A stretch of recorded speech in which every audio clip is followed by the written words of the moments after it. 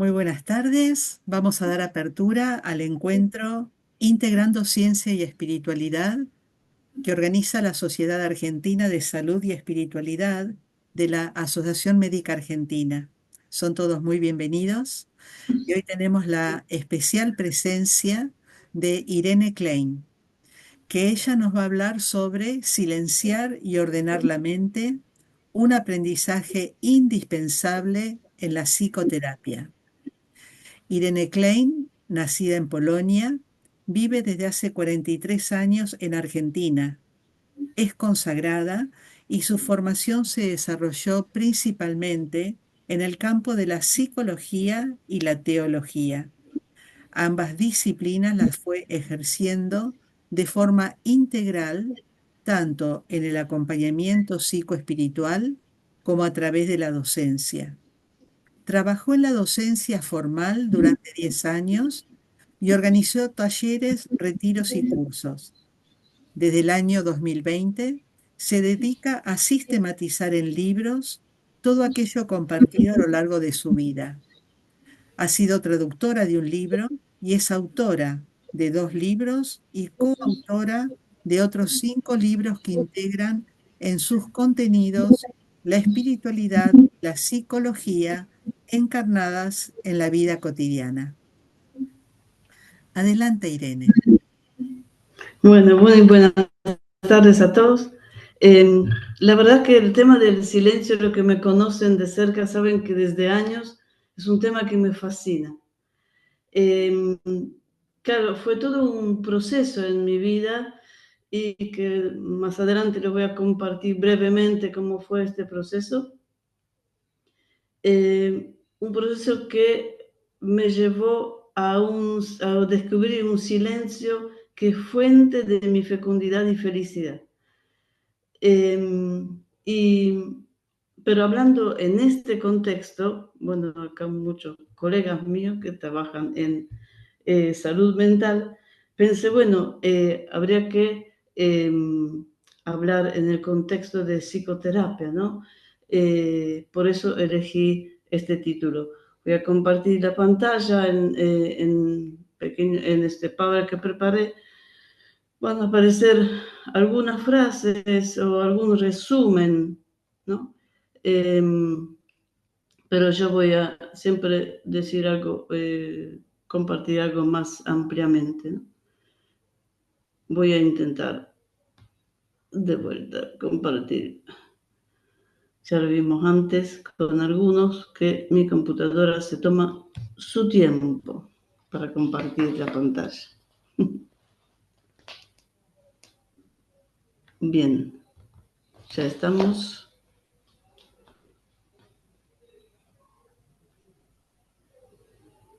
Bien, ¿estamos viendo?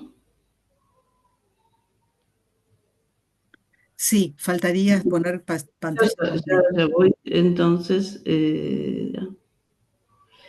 Una cosita, ¿se podrán achicar las imágenes de las personas para poder leer toda la pantalla? esto no lo sé. Se ve entonces, resumí así este título del encuentro nuestro de hoy, Silencio de la mente, un indispensable aprendizaje en psicoterapia. Como decía anteriormente,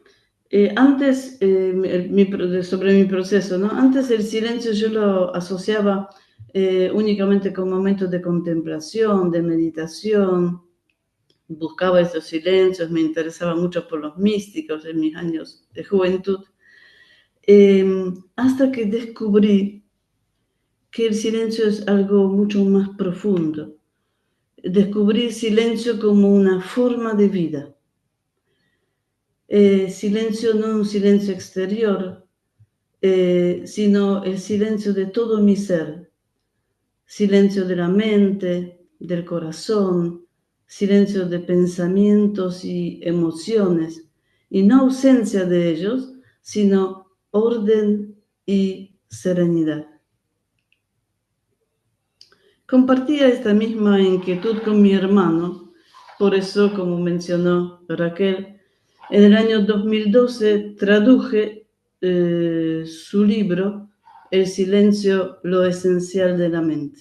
Puse al lado lo ilusorio, porque dentro de lo que desarrolló mi hermano, lo que más me impactó fue el tema de lo ilusorio en nuestra mente.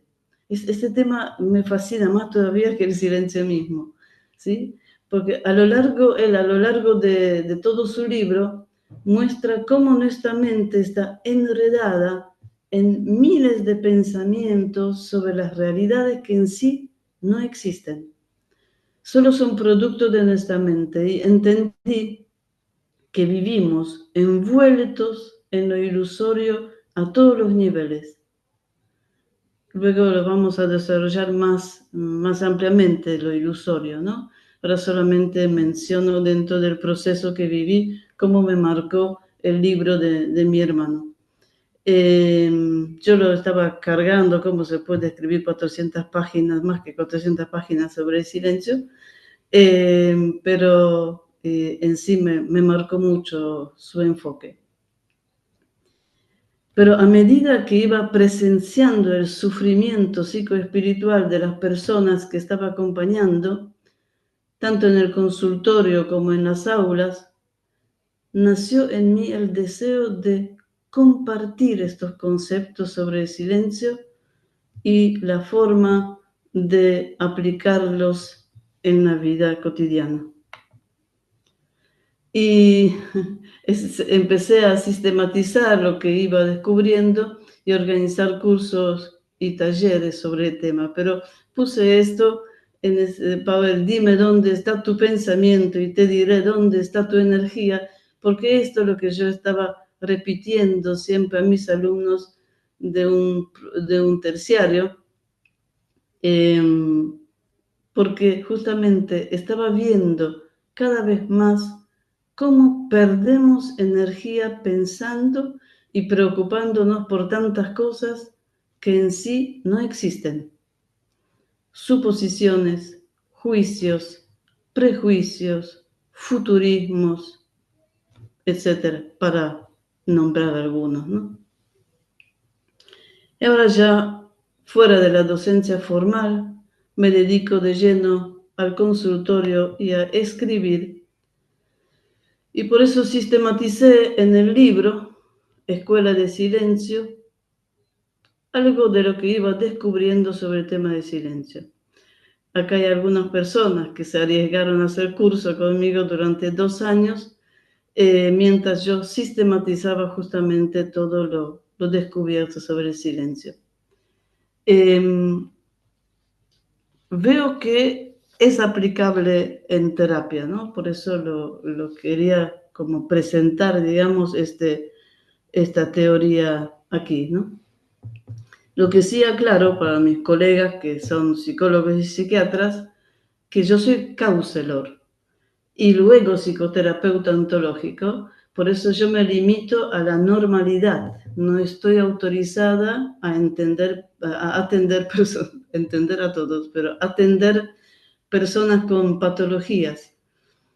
Igualmente observo en el consultorio, como dije antes, personas con mucho sufrimiento innecesario y veo que puede traer alivio tan solo el mínimo aprendizaje de silenciar la mente, detectar lo ilusorio, reordenar los pensamientos, enfocarnos, ¿no? Aprender a enfocarnos en lo esencial y aprender a respirar.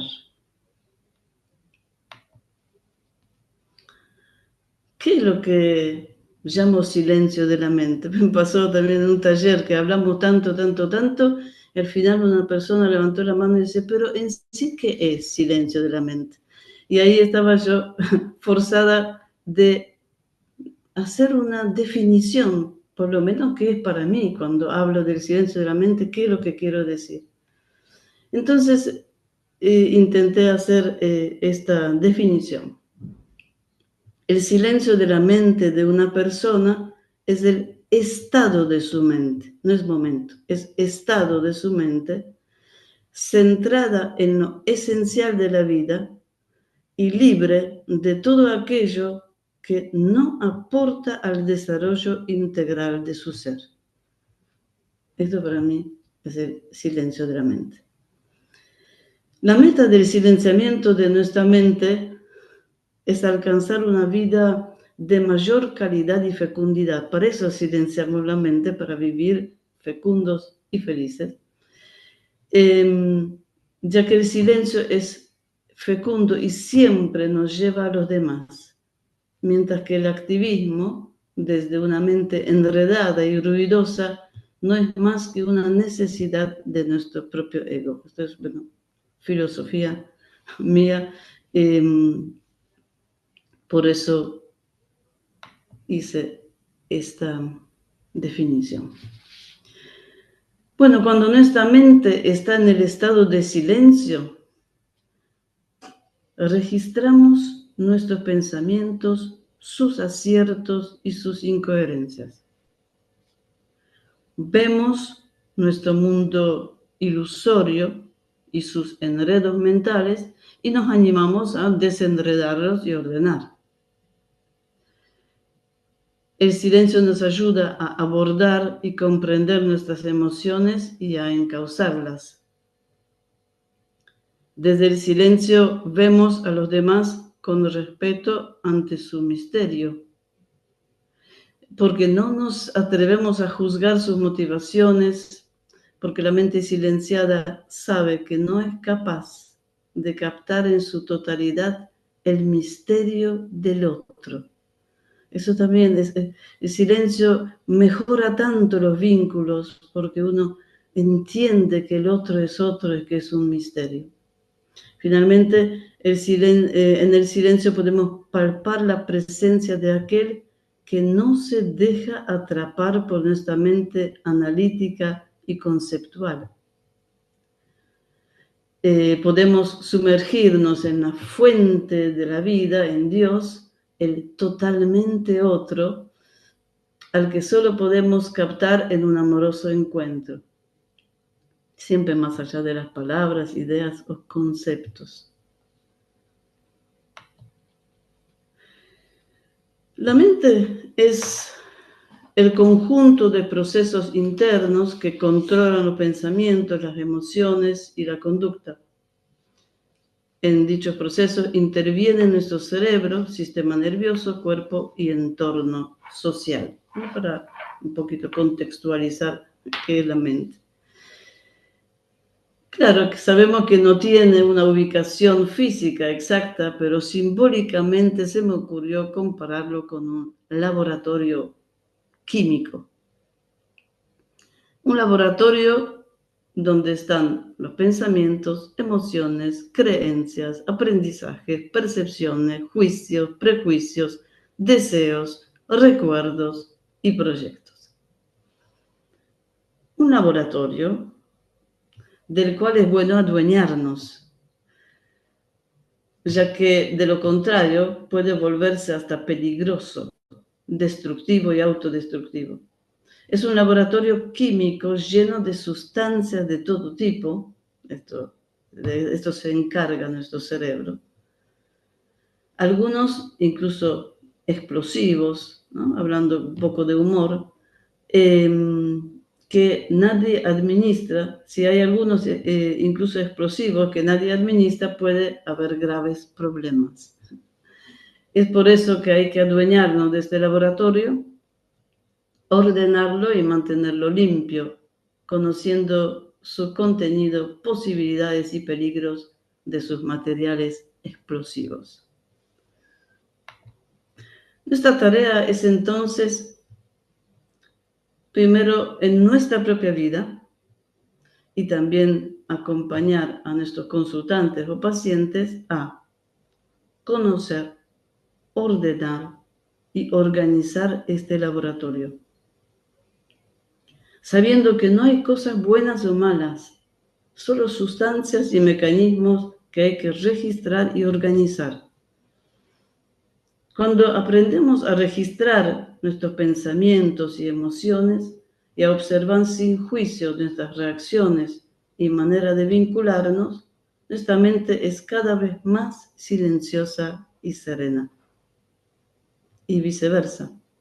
Desde momentos de un silencio profundo, vamos adquiriendo cada vez más habilidades para organizar, mantener limpia y ordenada nuestra mente. Para los que aprendieron a vivir en piloto automático, llevados por las circunstancias de la vida, la perspectiva de silenciar su mente le parece inalcanzable y hasta aterradora. Necesitamos tomar conciencia de que es más difícil vivir con una mente ruidosa y desordenada que lograr silenciarla. Desafortunadamente, muchas veces preferimos el mal conocido que bueno por conocer. Nos hemos acostumbrado a vivir en medio de bullicio externo e interno y el silencio nos infunde incluso miedo. Tememos encontrarnos con nosotros mismos, estamos acostumbrados a pensarnos y no vivirnos sintiéndonos. Esto lo inventé yo, esta expresión rara de vivirnos sintiéndonos. En nuestros vínculos nos resulta más cómodo tener un concepto sobre todo, sobre cada uno de los que nos rodea y sobre cada situación, porque de esta manera algo o alguien puede cargar con la culpa de lo que nos pasa. En cambio, encontrarnos con nosotros mismos, sin conceptos ni análisis o culpas, puede darnos la sorpresa de constatar que nosotros hemos construido nuestra vida como pudimos y quisimos. Frente a esta verdad nos espera la tarea de cambiar y hacernos cargo de nuestra vida y decisiones. Mientras que mayormente elegimos que todo siga igual, encerrados en la mentira que otros o las circunstancias tienen la culpa de lo que nos pasa.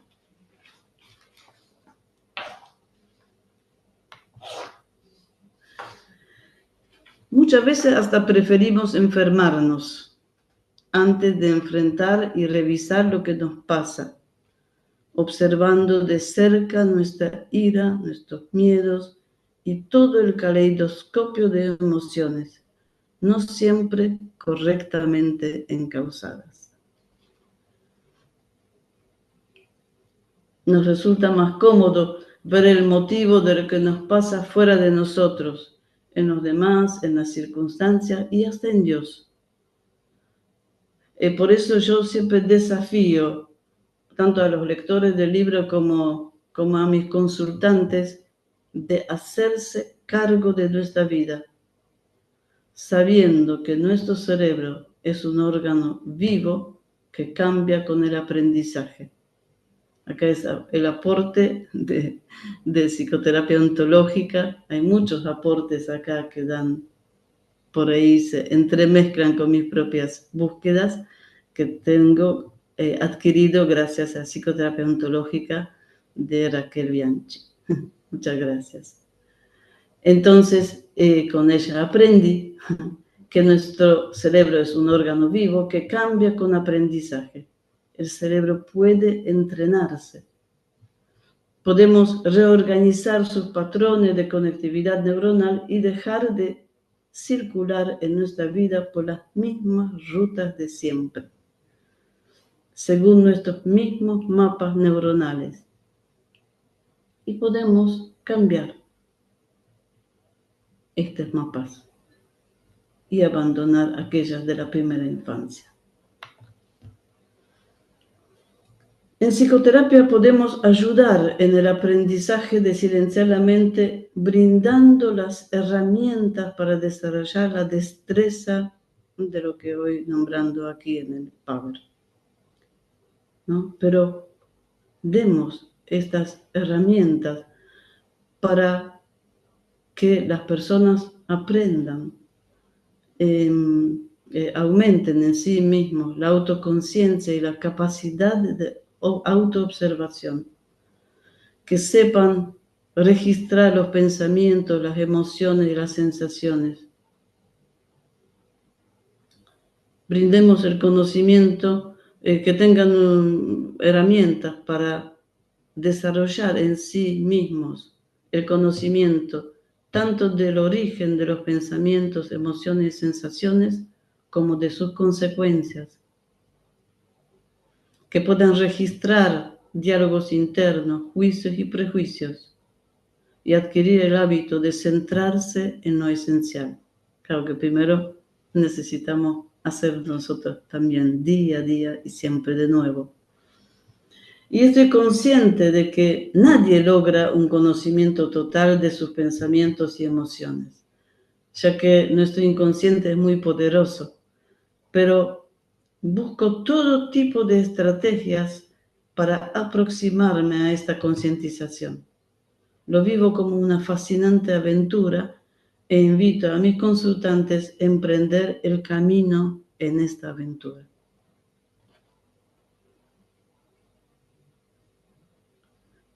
Incluso tengo una linda experiencia con un chico joven que dice, no puede ser, cómo se me va descorriendo como si fuera un velo en mi vida y estoy viendo cada vez más, ¿no? Yo veo dos principales caminos que se cruzan y entrelazan entre sí en esta experiencia. Primero, la práctica de la respiración consciente en medio de la vida cotidiana y la práctica de silencio más prolongado, por lo menos una vez al día. Y por el otro lado, la autoobservación y reflexión para concientizar los diferentes aspectos de nuestra vida. Entonces, por un lado, a medida que vamos concientizando nuestra realidad, se va serenando progresivamente el bullicio de nuestros pensamientos y emociones. Por otro, al respirar conscientemente y al meditar, somos más lúcidos y capaces de vernos y emprender el camino de la transformación. Estos dos caminos, la meditación y la concientización, se cruzan y forman en sí un solo camino, y es el silenciamiento de la mente para vivir más plenamente.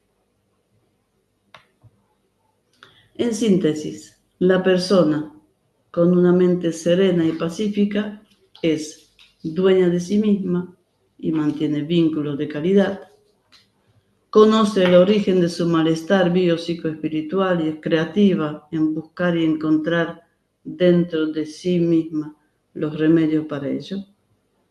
Conoce sus fortalezas y sabe cómo ir desarrollándolas.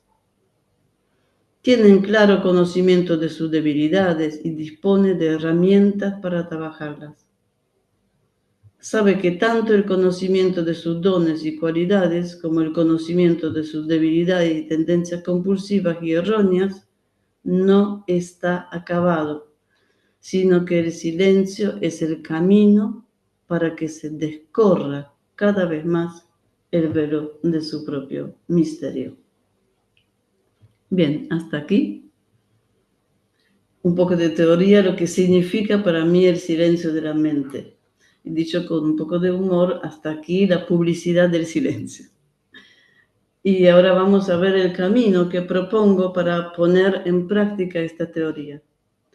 Yo veo 3 elementos que hay que tener en cuenta para emprender el camino de silenciar la mente.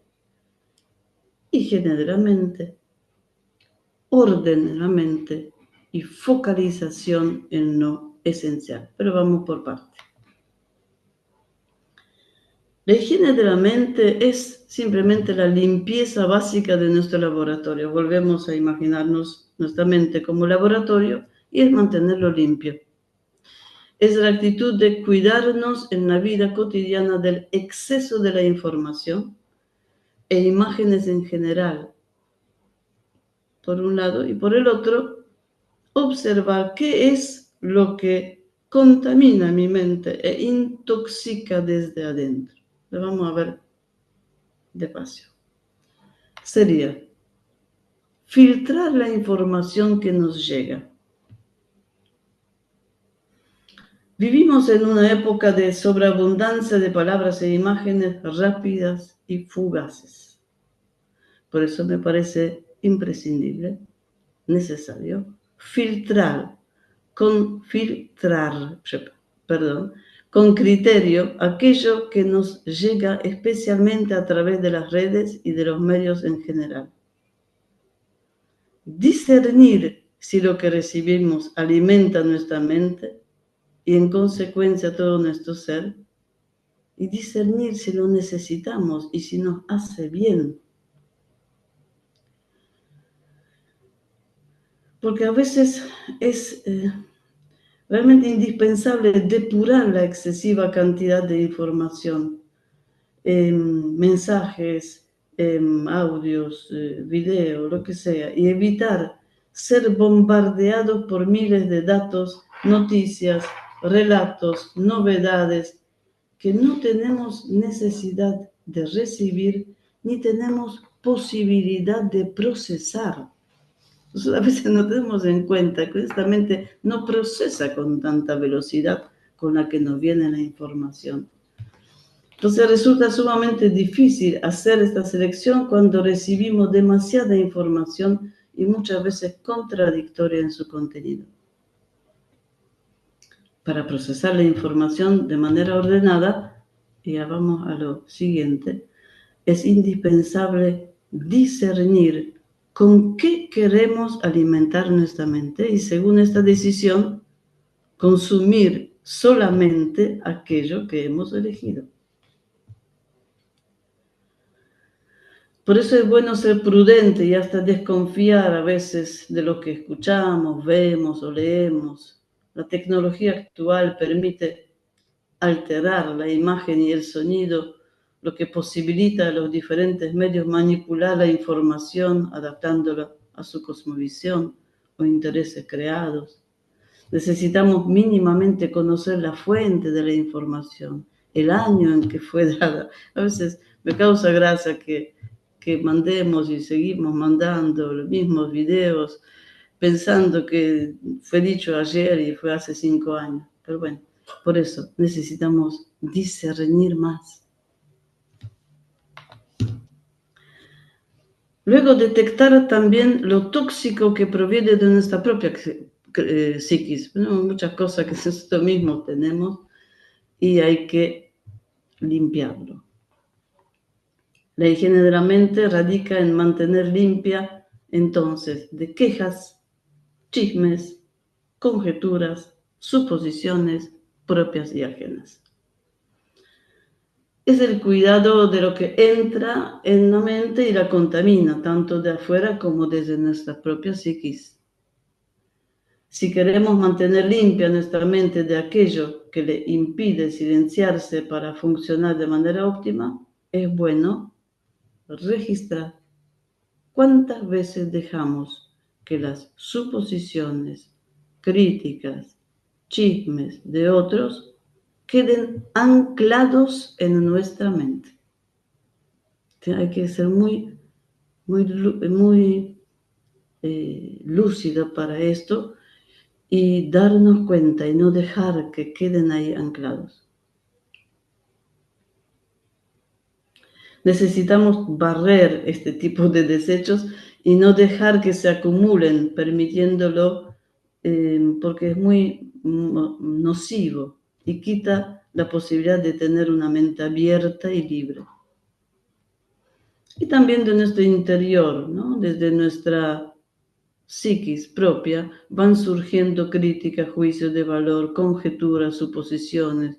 Vemos una persona, ya tenemos nuestras, suponemos cosas, tenemos nuestros prejuicios, juicios de valor, etc. Hay que darse cuenta de esto. Hay que registrar estos pensamientos y actitudes y tomar conciencia de que nuestra realidad es más compleja de lo que nos contamos sobre nosotros mismos y sobre los que nos rodean. Estos relatos mentales que repetimos rumiando en nuestra mente distan mucho del complejo misterio de nuestra persona y de cada persona que nos rodea. Entonces, la higiene de la mente es, en síntesis, básicamente, registro de todo aquello que permitimos entre en nuestra mente y el constante trabajo de filtrar todo lo que nos hace mal y no aporta a la calidad de nuestra vida. Segundo es el orden de la mente. El orden de la mente es poner cada cosa en su lugar, como dice la palabra, y con su verdadero nombre. Después vamos a ver que se hace a través de autoobservación, registro de emociones y focalización. Pero tengamos en cuenta que en un laboratorio químico todo tiene su lugar y debe ser usado debidamente. Es peligroso confundir las sustancias y hay que tener cuidado dónde y con qué nombre le ponemos, ¿no? Entonces, de la misma manera, en nuestra mente es peligroso etiquetar lo ilusorio como si fuera algo real, o permitir que los diálogos internos den libre curso y sigan creciendo, ya que es un material inflable. Nada bueno puede surgir permitiendo las charlas internas mentales, fruto de nuestras creencias erróneas, esquemas mentales fijos y nuestra limitada y contaminada manera de percibir y juzgar la realidad. Bueno, vamos a ordenar nuestra mente a través de la autoobservación. Entonces, para ordenar la mente, lo principal es ejercitarnos en la autoobservación y el registro de lo que nos pasa. De eso también nos hablaba siempre Raquel, que hay que activar su observador interno.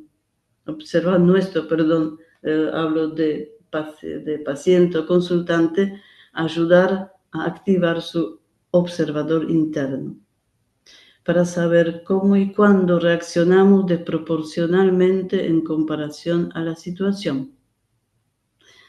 ¿Qué sentimos, decimos y pensamos en diferentes oportunidades? ¿Sobre qué o quién emitimos juicio de valor y cuáles son nuestros prejuicios? Y lo muy importante a tener en cuenta que nos observamos siempre sin juicio, sin sentimiento de culpa y sin discursos que justifican. Es primordial tener cada vez mayor claridad sobre nuestra propia forma de actuar y lo que necesita ser reeducado, y también aquellas cosas que son buenas para cultivarlas en nosotros.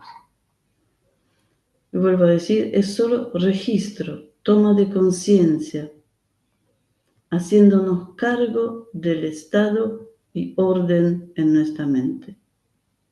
Y con tiempo nuestro observador interno estará tan activado que incluso en medio de actividades podremos vernos con claridad, darnos cuenta de lo que nos pasa al instante y de este modo mantener el orden de nuestra mente como una forma de vida. Siempre repito también a mis consultantes de que nunca se les ocurra ir a dormir sin haber resuelto por qué esta emoción, por qué aquella angustia, ¿no? Sino ordenar y llamar por lo menos con nombre todo aquello para poder después trabajarlo. Necesitamos registrar las emociones. Es indispensable el registro de nuestras emociones, especialmente de las que causan reacciones indeseadas. Descubrir tanto su origen como sus consecuencias. buscar herramientas para reeducarlas a fin de que puedan expresarse adecuadamente. Si queremos trabajar nuestras emociones, necesitamos descubrir cuál es la emoción primaria que antecede a los rebusques y conectarnos con ella para darnos cuenta del verdadero origen e ir sanándolo.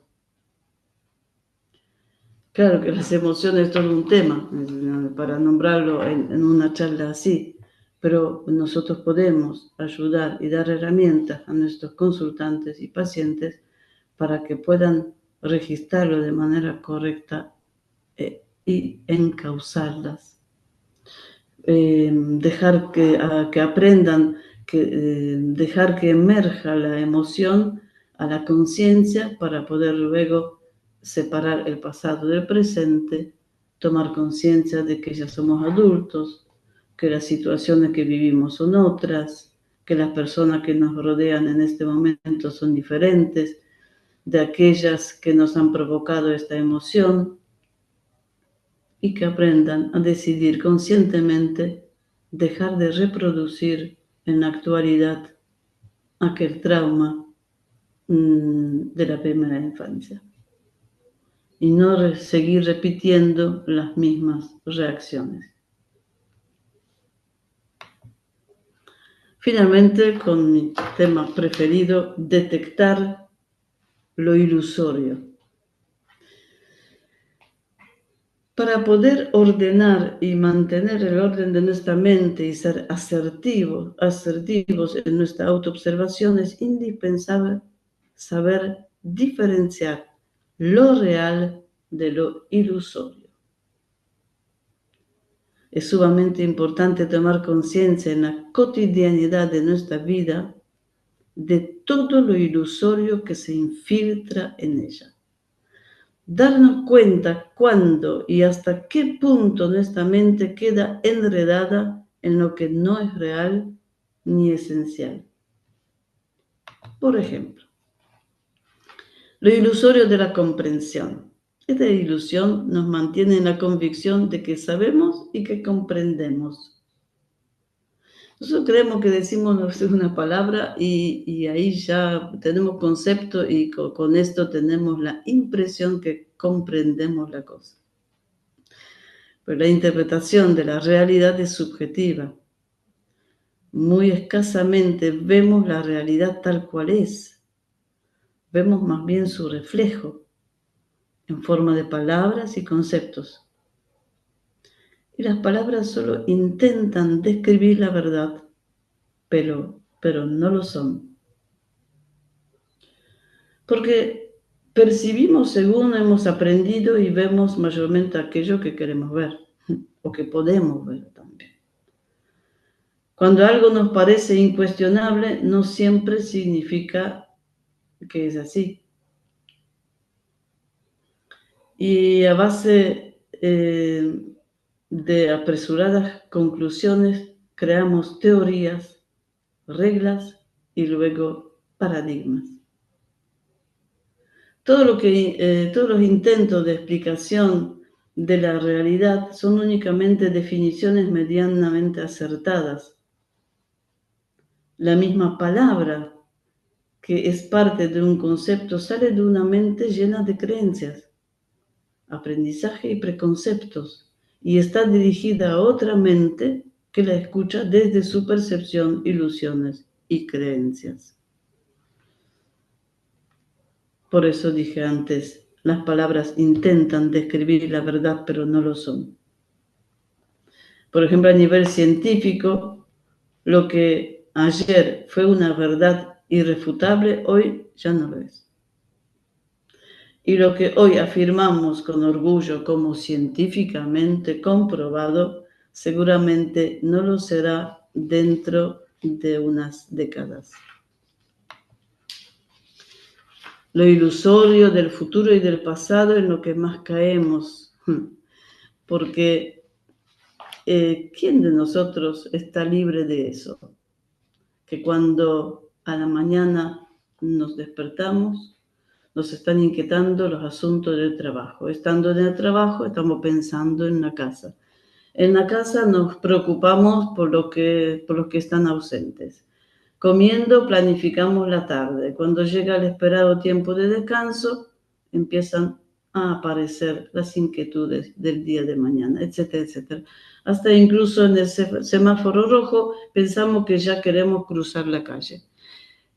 Si realmente prestamos la atención, es impresionante cómo todo el tiempo nuestra mente se nos va al futuro que en sí no existe. Por eso la mente ordenada no se enreda en lo ilusorio de las conjeturas sobre el futuro que todavía no llegó. Y después el pasado. Los vínculos con estos pasados son todavía más complicados. Rencores, resentimientos, heridas mal curadas afectan nuestra relación con el mundo y con nosotros mismos. Las causas de las heridas son muy complejas y mayormente tienen su raíz en la niñez, a veces incluso en el vientre materno. Es importante reconocer y aceptar el propio problema y especialmente perdonarse a uno mismo. Para que los aprendizajes, creencias y heridas no condicionen nuestra percepción de la realidad y no nos impidan disfrutar la riqueza del momento presente. Por eso la mente ordenada vive en el aquí y ahora, dice el Power, y no está atada a lo ilusorio de la nostalgia del pasado. No sigue mirando al pasado como algo mejor, recordando con culpa las equivocaciones o rumiando todas las situaciones en las cuales no hemos hecho lo suficiente. La mente ordenada vive en el aquí y ahora, suelta las frustraciones del pasado y no se enreda en las conjeturas sobre el futuro que aún desconoce. Lo ilusorio en lo social también es en el que caemos muchas veces. Porque en cada sociedad, la cultura elaborada a través de las generaciones va formando modelos de conducta y la manera de ver al mundo. Lo diferente de cada cultura casi siempre llena de orgullo a determinada sociedad. Es por eso que a veces una sociedad mira a la otra incluso con superioridad o al revés, porque estamos muy apegadas a lo que hemos aprendido. Las personas educadas en distintas civilizaciones tienen diferentes jerarquías de valores, no obstante todos quieren tener la certeza que las elecciones que realizan en su vida son auténticas y basadas en premisas universales. Entonces, por eso, puse en el Power, es necesaria la distancia para poder establecer la diferencia entre los propios puntos de vista con sus decisiones y los estereotipos impuestos.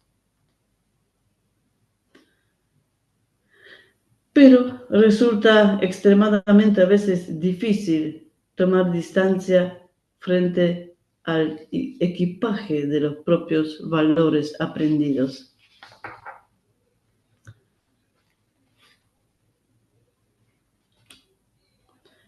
Y hasta en las cosas más, observemos las cosas más sencillas de la vida diaria, como lo que aprendimos de niños, por ejemplo, que algo es lindo, otra cosa es fea. Dividimos incluso los animales por los que son de una raza o otros que son mestizos, dándole más rango, hasta precio, ¿no? A los perros de raza, por ejemplo.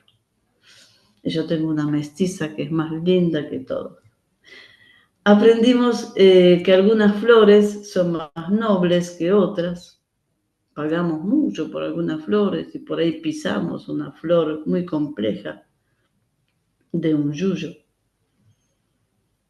Es por eso que es indispensable observarnos detenidamente para ir ordenando nuestro laboratorio mental, poniendo cada concepto y conducta en su lugar.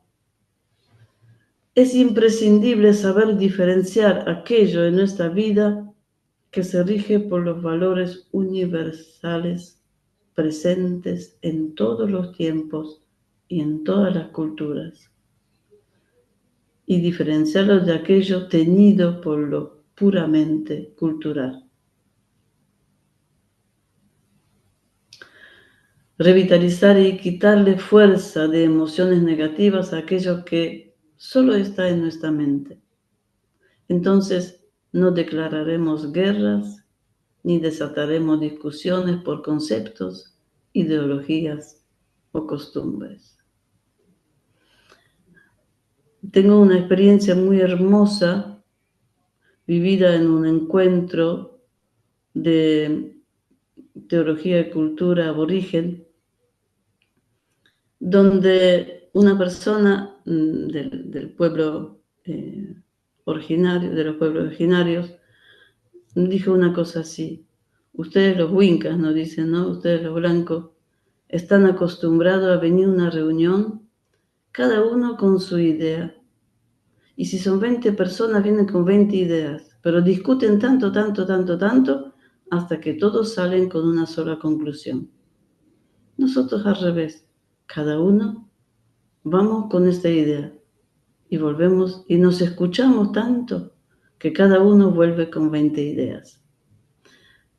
Se me grabó mucho esto. Así que al animarnos a dejar de ser un simple producto de nuestra cultura y discernir desde lo profundo de nuestro ser cada costumbre y forma de hablar socialmente aceptada, seremos más conscientes y más libres.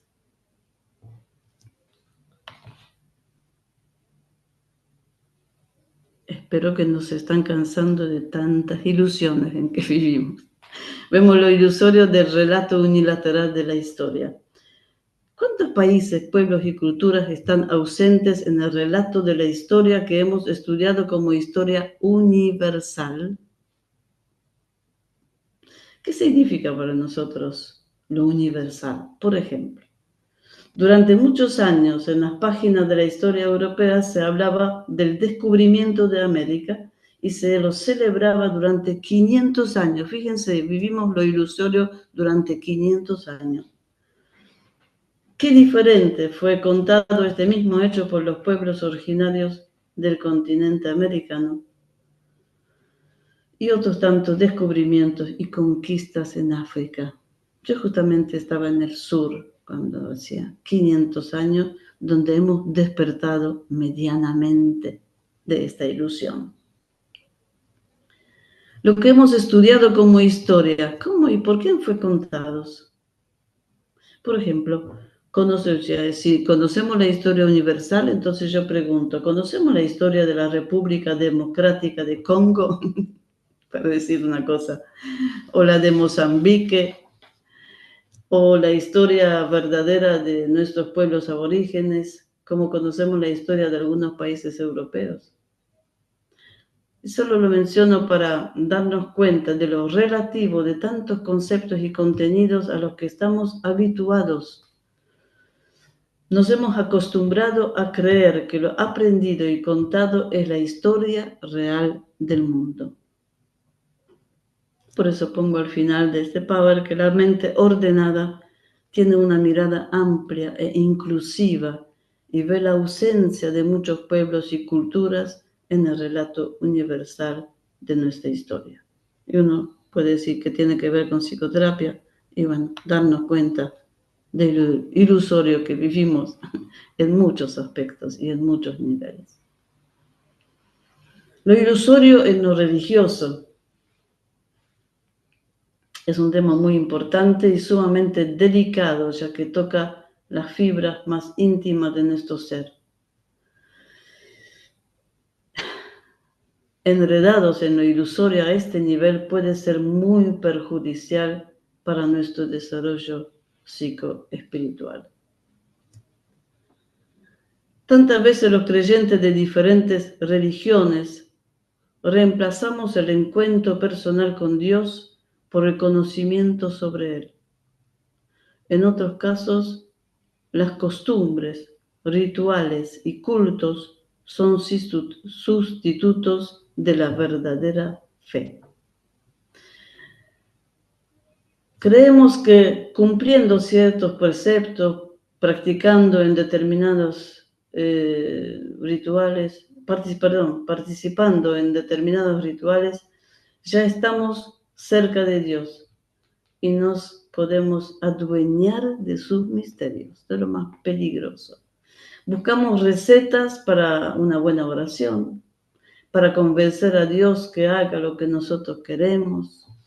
¿Cuántos y en mejores grupos pasa esto de WhatsApp, en las mejores familias? ¿Cuántas veces llega algún video, algún mensaje invitando a rezar tantas veces algo para que Dios nos escuche? No sé yo, mi Dios no es perrito mercantil. Hablamos de la inmensidad de Dios, al mismo tiempo pretendemos conocerlo, poseerlo, influir en sus designios. Entonces, por eso puse en el Power, no podemos pretender comprender a Dios con nuestra razón. No cabe en nuestro cerebro. Es como si quisiéramos que quepa un océano en la pileta de nuestra casa. Se me ocurrió. Solo podemos comprender algo, captar algo, sumergiéndonos en su presencia y entregándonos en el silencio de nuestra mente. Hay muchas y diversas costumbres y prácticas religiosas socialmente aceptadas también, que nada tienen que ver con lo verdaderamente religioso y menos todavía con un desarrollo espiritual. Y por eso digo que la mente ordenada es libre de meros costumbrismos y se alinea con nuestro ser más profundo en busca de un verdadero encuentro con Dios. Vamos finalizando. Para poner al descubierto lo ilusorio, simplemente yo propongo que nos preguntemos de vez en cuando hablamos de cultura, ¿de qué estamos hablando? Cuando hablamos de historia, ¿de qué? ¿Por quién está contada? Cuando hablamos del progreso, ¿qué es lo que nos enorgullece? Cuando hablamos de política, ¿realmente creemos tener la visión amplia e imparcial para opinar y pelear? Cuando usamos diferentes conceptos, ¿sabemos con certeza que aquellos con quienes estamos hablando entienden lo mismo detrás de estos conceptos? Participando, promoviendo e invitando a diferentes prácticas religiosas, ¿estamos seguros de que son medios para acercarnos a Dios? Cuando hablamos de Dios, incluso dentro de la misma religión, ¿podemos tener certeza de que hablamos del mismo Dios? Cuando hablamos repitiendo aquello que alguien dijo u opinó, ¿hemos averiguado su veracidad y promoviéndolo vamos construyendo un mundo mejor? Es simplemente así, para darnos cuenta que hay mucho de lo ilusorio en esta vida. Y finalmente, lo ilusorio en esta vida cotidiana. Estos son muy peligrosas cosas, conjeturas, suposiciones, habladurías, chismes y otras cosas que tomamos como verdaderas que nos asustan o condicionan. En nuestras redes sociales ya no se sabe qué es real y qué no lo es. Y mi hermano en su libro se detiene en todo un capítulo sobre lo ilusorio desde el punto de vista psicológico. Motivaciones, creencias, aprendizaje, que pasan a ser pequeñas y grandes verdades en nuestras vidas que solo existen en nuestra mente y nos llevan a enfermarnos o por lo menos frustrarnos. Entonces, para detectar si estamos enredados en lo ilusorio, prestemos atención a aquello que nos desilusiona. Por ejemplo, porque si nos desilusiona, significa que hemos vivido esto como una ilusión. Las siguientes ilusiones a veces tenemos, que si fulano piensa, no sabemos lo que piensa. Que Mengano cambie, cuando Mengano cambie, todo será de otra manera. Y mi vida puede depender de eso. Que aquella situación me impide ser feliz. Que mañana, que si pasa esto, que aquello lo resuelve todo. Que esto nunca va a pasar. Que si hubiese. Tengamos mucho cuidado en la vida cotidiana cuando a veces esperamos de alguien o de algo un cambio porque estamos viviendo en una ilusión. Porque a base de estas ilusorias suposiciones, puse yo en Power, construimos nuestra vida, proyectos y vínculos. Llegamos a creer que nuestra felicidad, tranquilidad y bienestar serán posibles y alcanzables cuando esto que nos imaginamos va a pasar. Mayormente esto no sucede. Sufrimos la desilusión y frustrados tendemos a encerrarnos, confiando cada vez menos en otro ser humano. Bien, hasta ahí lo ilusorio. Finalmente, ya de verdad estamos por terminar, no se desanimen. Focalizar la atención en lo esencial. Es cortito esto porque sí, tenemos hecha la higiene de la mente y ordenada nuestra mente, sabiendo qué es que focalizar la atención en lo esencial no va a ser tan difícil. Necesitamos revisar constantemente qué es lo que más importante para nosotros, dónde está el acento en nuestros pensamientos, en qué están envueltas nuestras emociones. Y constantemente focalizar y desfocalizar. Desfocalizar la mente de los pensamientos y emociones negativas recurrentes y poner el foco de atención en lo esencial para nuestra vida y en las posibilidades y potencialidades. Pero depende de cómo percibimos la vida, en esto focalizamos nuestra atención.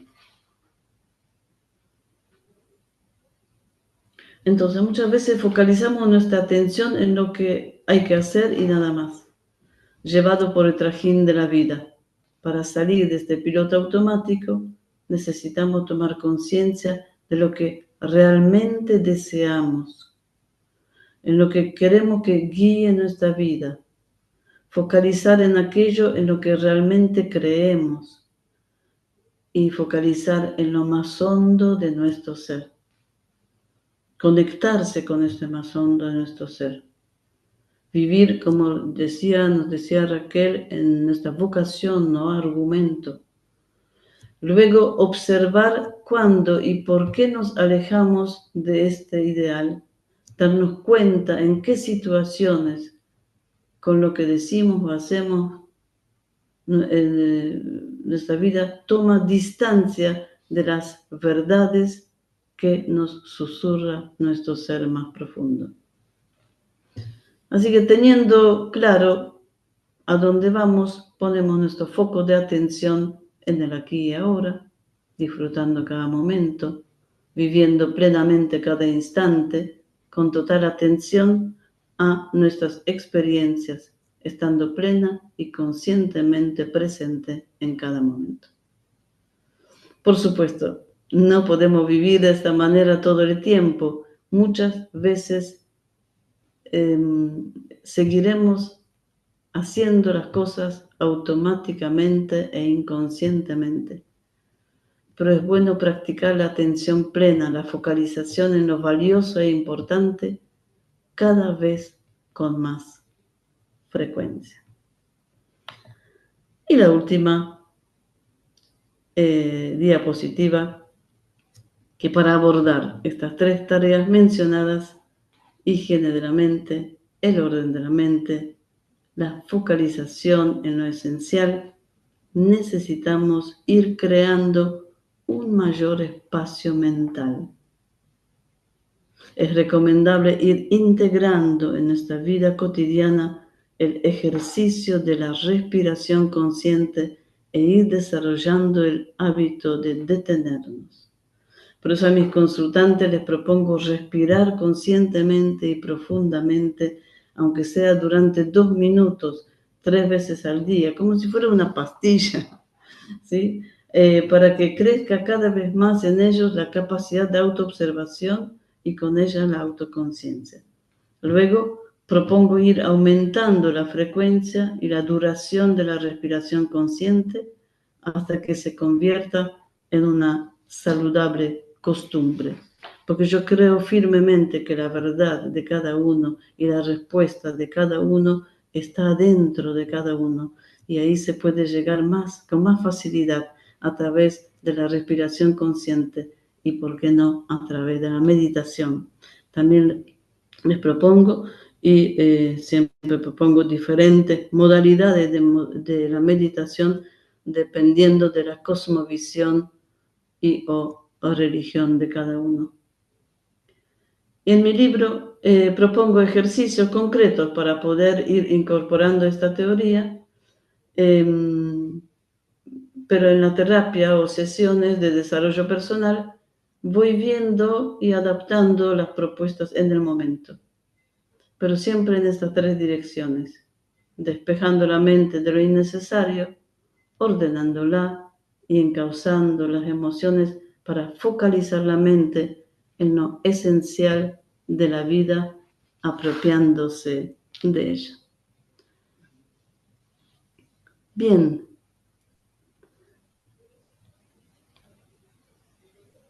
Espero que han sobrevivido esta hora para bastante bien, ¿no? Una hora, ahora tenemos 25 minutos para poder dialogar, preguntar, acotar, lo que ustedes quieran. ¿Sobrevivieron? Sí, bueno. Excelente, Irene. Hermoso, clarísimo. Y damos apertura al espacio de intercambio y de preguntas, aprovechando que tenemos aquí a Irene para nosotras.